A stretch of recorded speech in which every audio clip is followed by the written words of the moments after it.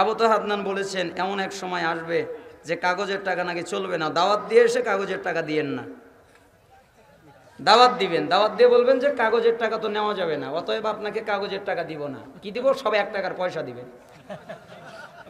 আবু তাহের আদনান বলেছেন শেষ জামানায় খাবার ভেজাল হবে, দলিল আছে সূরা কাহাফে। এই কথা কি ঠিক? খাবার ভেজাল হবে এই মর্মে আয়াত নাই, তবে ভেজাল হচ্ছে। একটি নাশিদে আছে, আমি মদিনা ছেড়ে কোথাও যেতে চাই না, কারণ জান্নাতেও মদিনা নেই কিন্তু মদিনাতেই জান্নাত রয়েছে। এমন কথার এটা বানোয়াট কথা। মসজিদ বানানোর সময় হিন্দুর টাকা পয়সা নেওয়া যাবে কি? আবু জাহেল কাফের, হারাম টাকা নেয় নাই, আপনার ব্যাপার। জানাজা শেষে সম্মিলিত দোয়া করা যাবে কি যাবে না? বেনামাজি অথবা সুদখোর অথবা নিশাখোর মসজিদে অথবা মাদ্রাসায় দান করলে সে দান নেওয়া যাবে কি? যাবে। শ্বশুর বাড়ি থেকে যৌতুক নিলে কি হবে? পাপ হবে।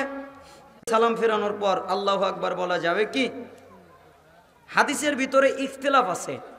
কেউ বলছে তাকবীর, তাকবীর মানে তো লা ইলাহা ইল্লাল্লাহু ওয়াহদাহু লা শারীকা লাহু লাহুল মুলকু ওয়া লাহুল হামদু ওয়া হুয়া আলা কুল্লি শাইইন কাদির, এটাও তো তাকবীর। আবার আল্লাহু আকবার কাবীরা, এটাও তো তাকবীর। আবার আল্লাহু আকবার তাকবীর, এটাও তো তাকবীর। এরকম ইখতিলাফ আছে। তবে আস্তাগফিরুল্লাহ পড়তে হবে, এতে কোনো ইখতিলাফ নাই। এই জন্য বাংলাদেশের যত বই পড়বেন সবগুলোতে দেখবেন আগে লেখা আছে আল্লাহু আকবার, আর সৌদি আরবের অন্য রাষ্ট্রের যত বই পড়বেন সবগুলোই দেখবেন লেখা আছে আস্তাগফিরুল্লাহ। আমার বিবাতে হুজুর হাত তুলে দোয়া করেছেন, তার সাথে আমিও দোয়া করেছি, এতে করে কোনো পাপ হবে কি?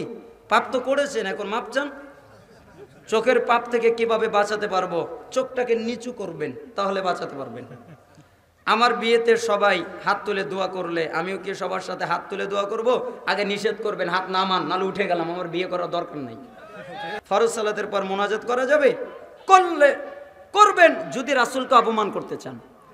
যদি চান যে রাসূল অপমান হোক, রাসূল অপমানিত হোক, তাহলে আপনি মোনাজাত করিয়েন, রাসূলকে এমনি অপমান করা হয়ে যাবে।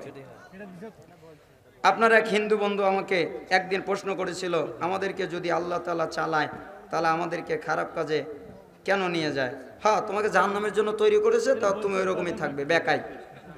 সরাসরি কোনো মানুষকে জাহান্নামী বলা যাবে কি? আব্দুর রাজ্জাক বিন ইউসুফ তো সরাসরি মানুষকে জাহান্নামী বলে থাকে, আমি এটা জানি না, আমি শুনি নাই তিনি কাউকে সরাসরি বলেন কিনা। আমাদের জাতির পিতা ইব্রাহিম আলাইহিস সালাম, সুর দিয়ে বক্তব্য দেওয়া যাবে কি? হারাম। বিড়িখোর সিগারেটখোরদের পাশে গিয়ে নামাজে দাঁড়ালে নামাজ পড়া যাবে? নেশা থাকা অবস্থায় যদি মারা যায় সে ব্যক্তি কি জান্নাতে যাবে?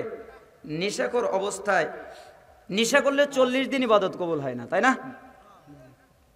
আর বিড়িখোরের পাশে যদি আপনি নামাজ পড়েন, নামাজ হয়ে যাবে, কিন্তু তার পাপ হবে। কেন? আপনার কষ্ট হবে। আমি বুঝি না যে বিড়িখোরের বউ কেমনে থাকে।